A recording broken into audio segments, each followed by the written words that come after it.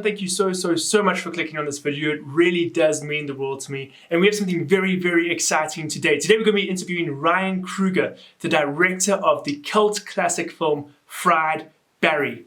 Ryan Kruger is a South African director, writer, and actor. And if you check out his IMDb page, you are going to see that he has 32 directing credits and 26 acting credits. Guys, it's an absolute honor to be talking to somebody of his caliber. That's basically a leader in his field of expertise. So guys, let's jump right into this interview. Ryan, thank you so much for joining. Would you please just tell the audience at home a little bit more about yourself and your work? So originally I'm from the UK, but my father's South African, so I've always been back and forth, but I've lived here now for 13 years. So I am a South African citizen. I started with short films and music videos, and over the past 13 years living in South Africa, I've made my name as a music video director by shooting concept, narrative, visual music videos and less band performance. So that's what I've always kind of been known for. And then recently, I got the chance to do my first feature film, Fried Barry. Which was absolutely incredible. It's unlike anything I've watched in a very long time. It's incredibly unique. And I just have to say, how the hell do you come up with the concepts like that? Well, originally, you see, before I made the film, I actually went through like a pretty rough time. I had an operation on my kidney. I got sepsis, nearly died. My cat got cancer. Went through a breakup, and then I went into depression, and it was all too much, all at the same time. And Fried Barry was kind of like born out of total frustration of where I was in my career and in my life, and what I wanted to do and what I haven't done yet. And it just got to that point at the bottom of the pit where I was like, what is the number one thing that I've always wanted to do? And it was to make a film. So I used Fried Barry as as my medicine to shoot something, because it was, like I said, it was always the number one thing that I've always wanted to do. And as a director, you have all these ideas and wanting to do a feature, and it's so important where it's like, which one do you pick? Which is the right one to do for your first film? And then when I came up with this idea, it was literally, I came up with the idea in 3 days. I wrote a 50% scene brief breakdown. I rang my co-producer and I said to him, I've got this idea. I want to do this. I want to make a film, but I want to make it next month. And he was like, well, have you got a script? And I was like, no, but I want to develop it as we go. And then I want to, write stuff as we go. And he was like, well, why do you want to do it next month? And I was like, well, because he actually didn't know where I was at the time in my headspace, and I was depressed.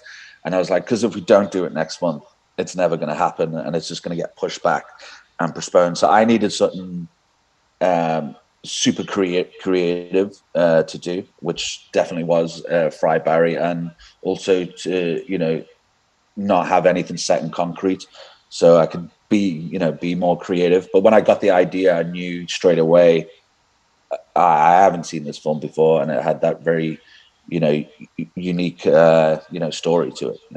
So I also watched your Fried Barry shorts from 2017. So where did that fit into the mix? Yeah, so during that depression, and I stopped doing music videos, I was like, I just, I said to myself, I wanted to do,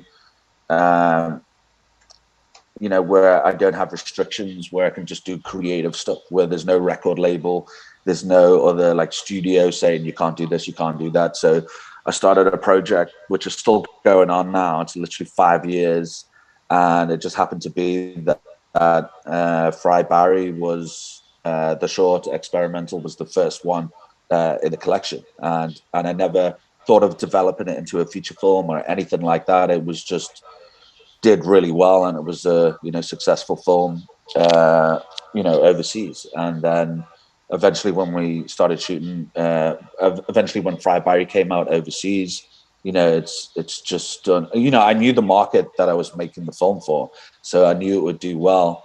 And yeah, it's just done super well. Like overseas, we've had like Empire magazine and the Guardian and New York Times and Den Geek and about like a shitload of other people reviewing the film and everything. So it's just and AMC should have bought the film, and it's just been an awesome journey so far. From your experience, what were the biggest differences between the Fried Berry short and then Fried Berry feature length film that we're busy talking about now? Yeah, well, the 3 minute experimental is basically about a heroin addict um, tripping off his latest trip in an abandoned building. That was it. So, and as I said, there was never ever planned to make a feature out of it, but I really love that short, and I think I probably did plant that little seed in my head afterwards. But and I thought, how the hell am I going to make this into a feature? But as I said, when I got the idea, I was like, oh shit, that's pretty cool, and it's I know it's going to work because it was such a big thing, because it had to be, to use Gary Green because he's a non-actor. It had to be the right story, the right character for it to work. That I know I can work with them, and I know that I can pull this thing off because the movie relies on Fried Barry. You just told me that Gary Green isn't a performing actor. Yeah. So Gary's background is, he's did a bit of stunt work, and he was an extra. So it's a total underdog story where he's gone from being an extra, being one of those bad extras where he's just trying to get in the whole time and be seen.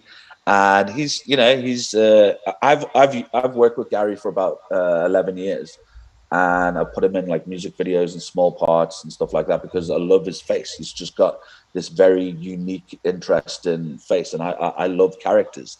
And the thing is, this film would not work with any other actor, even if I got the best actor in the country. Just like it wouldn't work, and that's why this part was made for Gary. Because the thing is, if the movie was a different type of film and it was dialogue driven, I'd be fucked. I wouldn't be able to do it. So the thing is, and that's why I said the story and the character had to be right. So okay, so the beginning of the film, we show this drug addict who's a bastard, who's horrible, but now I've got to show that to the audience, and then I've got to show the difference where when he becomes an alien. And the cool thing is, when he becomes an alien, he hardly speaks, and that's obviously there's a point to that as well. That's why it's all designed in a certain way. So even if he when he mimics these characters that he meets, it's these one-liners, and even if it sounds a bit weird, it's fine because he's an alien. So even if it sounds fucking weird, it's all right. He's an alien. And the funny thing is, Fry Barry, the character is very much, it's very much like this kid. He's just soaking up all this information, and he's mimicking all these characters. So when it came to directing Gary, I mean, Gary didn't know what we were doing until 30 minutes before filming. I didn't tell him anything. I was like, okay, cool. Now we're doing this. And the thing is with that, I didn't want him to preempt anything. I didn't want him to learn anything. So it was vital for me to get what I wanted, because it relies on him, that he wouldn't preempt like anything. So it was only 30 minutes before I'll be like, this is what we're doing. And then, as I said, when he's mimicking these characters, for his part, the funny thing was, he's mimicking me when it came to directing. So I'll be on the side of the camera saying, okay, Gary, okay, copy this face. Okay, now copy my face doing this. Okay, now do this. And the reason why I was doing that is because, one, I needed exactly what I needed, but also I shoot for the edit. So I'm busy editing the film in my head, where I'm like, okay, I've got a shot of this guy, and now I need Gary's reaction. I've got a shot of that guy, and now I need this reaction. Now I need this reaction that will give me an option on the comedy, or the option on the feeling, or the tone. So I had to do that all the way through the film. So there was a lot of improv in the movie, but when it came for Gary, there was like no improv. I had to be like super, super, super strict with him. But he did an amazing job. He always wanted to do another take. And, there was many times I'm like, Gary, I've got it. We've got the take. But he was always amped to do like another take. But yeah, he was the only one that didn't improv because I knew it had to rely on me to shape him and get exactly what I wanted out of it. And even though the movie, there was a lot of improv in the movie, at the same time, there was like all the main dialogue in the movie I wrote, so it's not like we rocked up and we like just started filming, but it was being free and organic in that moment. So it'll be like if we're shooting a scene, I'll be like, okay, this is what I've got on my notes. Okay, let's do this and let's do this. But then it would be, why don't we try this? Let's do this. And that's where some of the like great gems came from, because majority of films, most films, it's like, this is the greenlit script, this is what we're doing, and we can't change it in any way. So I didn't want to be stuck in concrete where it was just like, this is it. So it was always like, soon as if I got a better idea than I had on the page, then I'd be like, cool, we're going to do this. Let's try this. And that's where, as I said, a lot of cool little things came from, That's incredible to me because, again, you said you watched my review, and I don't know if you checked out my website, but on my website I also said like his expressions and his the way he moves his face and the emotion he's able to produce is world class. It's absolutely fantastic. Yeah, but that's why I cast him. I cast him for his look, because nobody looks like Gary. This is the thing, and this is the thing, and that's why when I wanted to create this film, I wanted to create this character where it's a unique looking person.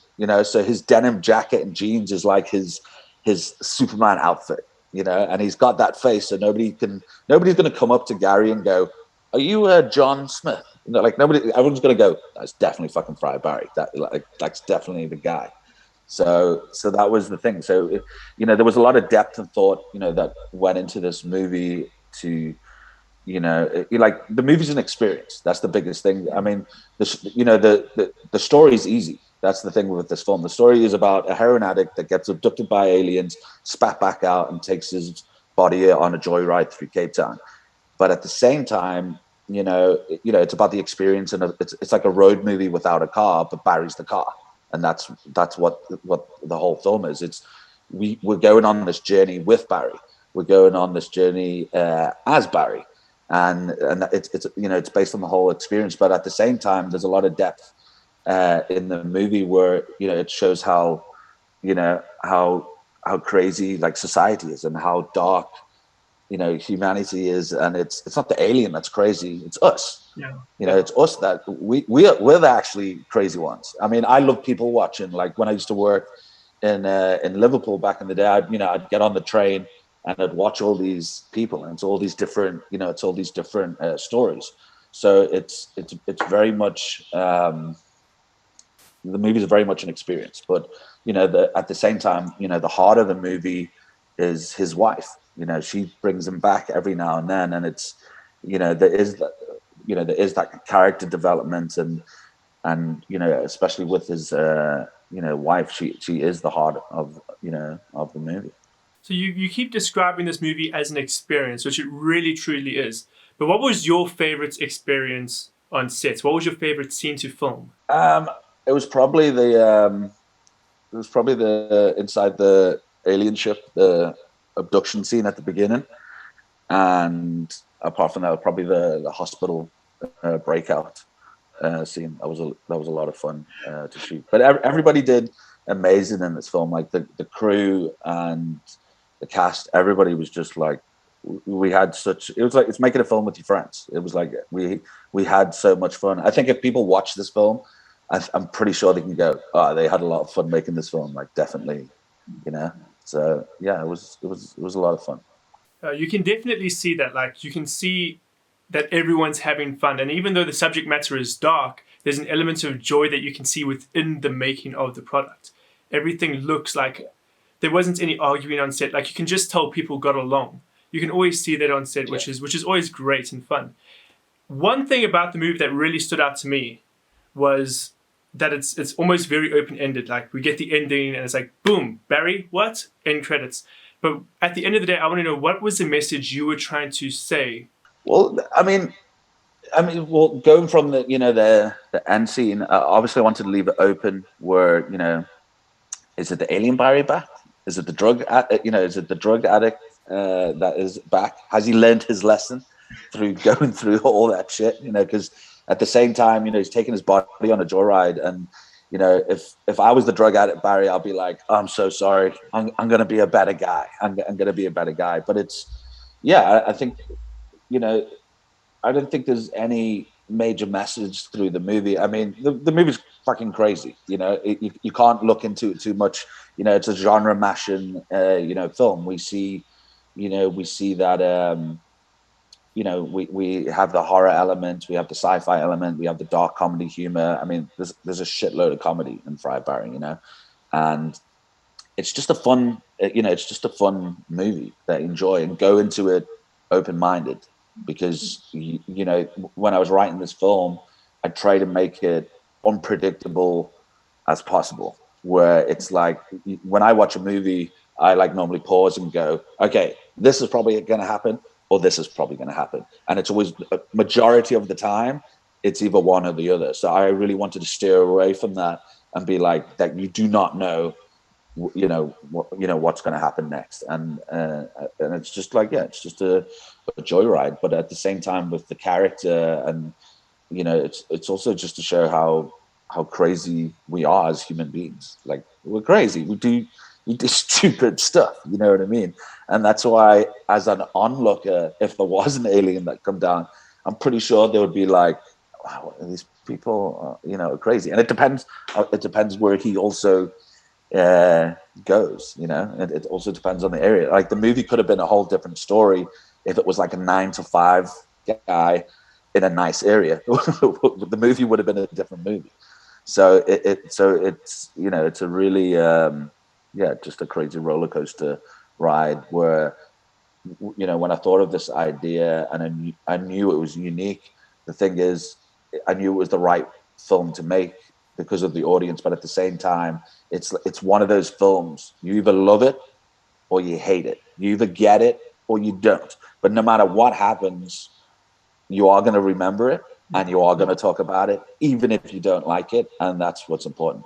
I mean, there's thousands and thousands of films that get released every day that disappear and nobody ever sees, nobody ever talks about. There's many films that we watch 5 or 10 minutes of and we go, oh, this is crap, and we turn it off and we don't tell anybody about it. Or we watch the whole film and we don't tell anybody about it. So the important thing for me is, no matter what film that you think of that you like, there's always those scenes that you remember.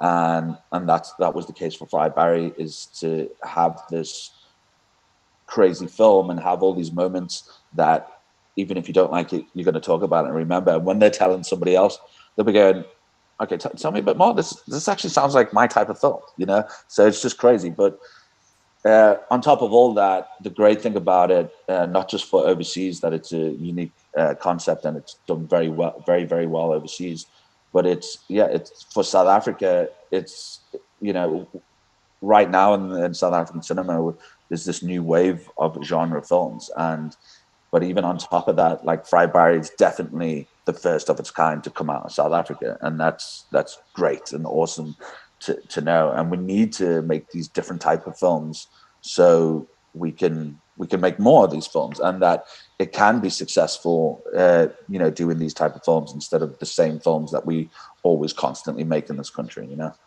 So this is going to be a bit of a tough question, and I'm going to see how you're going to answer it, and hopefully I don't offend you in any way, shape, or form. But the film shows a very dark side of South Africa, and especially Cape Town. Are you at all worried about how this is going to shift an international audience's opinion on South Africa? That's a good question, and no, it's an easy one because, I mean, it's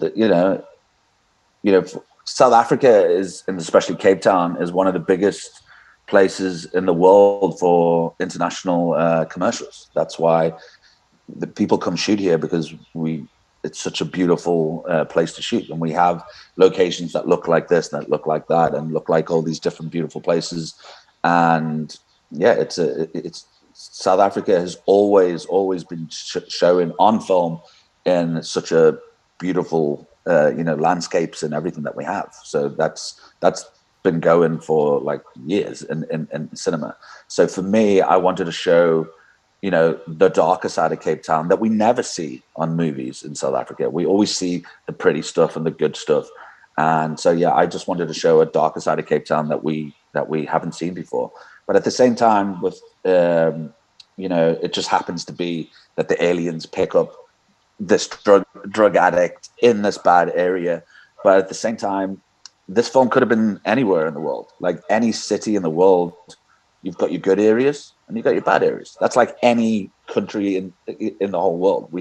Every town has the good areas and the bad areas. So there's no different. And at the end of the day, obviously it's just a movie, and you can create what you want, and these characters. But at the same time, these characters exist. They exist in every single city in the world. You know what I mean? So it really doesn't affect me. I might have fucked up a Cape Town tourist for the people that go, oh, that's fucking horrible, I don't want to fucking go there. But at the same time, I think the people that love Friar Barry, they'll be like, I want to go on the Friar Barry tour in Cape Town and see where everything's been shot. So yeah, I think it's I mean, Cape Town in South Africa, it's a beautiful place, and we constantly show it in movies that get made here all the time, whether it's international or local. So I just really wanted to show a different side that we never see, and every town has its cool locations and darker locations, and I just really wanted to show that world off and that grittiness of that real, that realness to it. That was a great answer. I love that as well, because that's 100% the truth. I mean, I've watched so many movies where I'm like, actually, I recognize that road, or I know that place, and it's always like it's painting Cape Town in a very light, bright light. And so for you to just flip that on its head it's very refreshing, actually, as a South African viewer. Yeah, because we always see everybody's trying to capture the beauty, but there's also beauty in the darkness of every place that you film. It's like the locations that we shot, even though it was these dark, dingy, and we made it look probably worse, but at the same time, they're very cool locations. So for me, I'm like, I fucking love these locations, and it for me, it's like beautiful in a way because it's got there's a lot of character to where we're actually shooting. Cool. And then I just have to ask, I mean, you've clearly had a lot of fun and a lot of creative freedom with this project, but what are some of your favorite projects that you've worked on from the past? Well, the funny thing is, like, I mean, there's certain music videos that I've shot over the years, whether it's for like Prime Circle or Jack Parrow or PH Fat, and there's been certain projects that are that I've really enjoyed. But the funny thing is, apart from Fry Barry, which I know is definitely obviously my favorite project and the most creative project that I've done, and I'm probably most happy with because it's my style of what I wanted to do. But as I said, in the past 5 years, I've been working on 8 experimental films, and some of these experimental films is actually my favorite work that I've done, but they're not out yet. So it's like after each one's ready, I send it to film festivals, but none of them are online apart from the original Fry Barry short. So, and that was the first one that I made. So all the rest haven't even released yet, and 2 are in post. And yeah, it's just been a 5-year journey making these experimentals, and it's some of my favorite work because there's no rules. I don't have to worry about it getting on TV. I don't have to worry about a studio. I don't have to worry about managers or record labels. I can completely do what I want, and that's why I started it. And again, that's also why Fry Barry was born out of complete frustration of where I was, and I used it to get out of my dark pits of depression to get out of it, and it worked. And I was lucky. I was lucky to know that would help me get out of it. So And would it be at all possible for you to tell us a little bit more about these short films that you're creating and that will be released in the future? So yeah, it's been a 5-year project making these experimental films, so I can completely do what I want to do with these short films, and there's like no rules. They're all very character driven. They're all under like 5 minutes long, and yeah, there's no thread throughout each of the films. They're all completely different, and it's, we have one film that's black and white that's about a boxer, world champion boxer in a ring, John H. Tracy, who's actually a world welter boxing champion of the world from back in the day.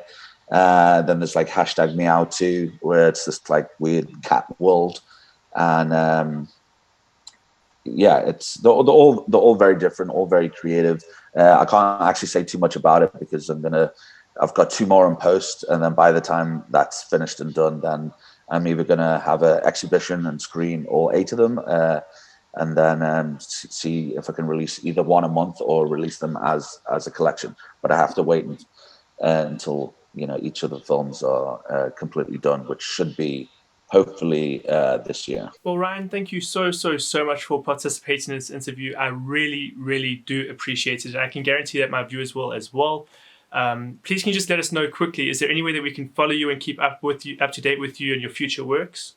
So you can check out my website, ryankruger.tv, or on Instagram at Ryan Kruger thing, and on Facebook, Ryan Kruger. I think you just type it in, you'll find it, and it's the same again with Fry Barry. If you want to follow the journey with Fry Barry, we're on all the social media platforms. So it's just Fry Barry or Fry Barry movie, or Ryan Kruger thing, and yeah, keep checking in and see the updates of what we're bringing out. Perfect, Ryan. Thank you so much. I really do appreciate it. You are just the best, and keep doing what you're doing. Amazing. Thank you so much for having me, man. Much appreciated. But guys, thank you so much for watching that interview. It really does mean the world to me. If you haven't yet, please subscribe to my channel, give this video a like, and I hope to see you again in one of my next interviews.